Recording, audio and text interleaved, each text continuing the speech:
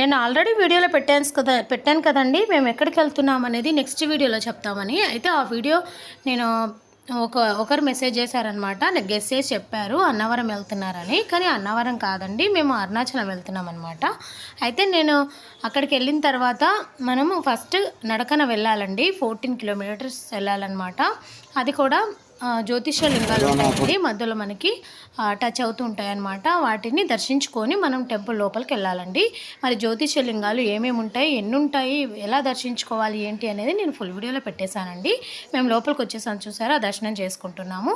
అలాగే మేము ఇక్కడ అరుణాచలం దగ్గర దేవుడి దగ్గర శివలింగాన్ని దగ్గర దర్శనం అయిపోయిన తర్వాత కూడా మేము మళ్ళీ తిరిగి వచ్చే దారిలో ఒక టెంపుల్కి వెళ్ళామండి. అమ్మవారి టెంపుల్. అమ్మవారి పేరు నాకు తెలీదు, బట్ చాలా పెద్ద టెంపుల్ అండి, చాలా బాగుంది, మహిమగలదనమాట. దీని గురించి కూడా ఎక్స్ప్లెయిన్ చేసి నేను వీడియోలో పెట్టేశాను. ఫుల్ వీడియో చూడాలంటే ఈ వీడియోలోనే ప్లే బటన్ క్లిక్ చేస్తే సరిపోతుంది.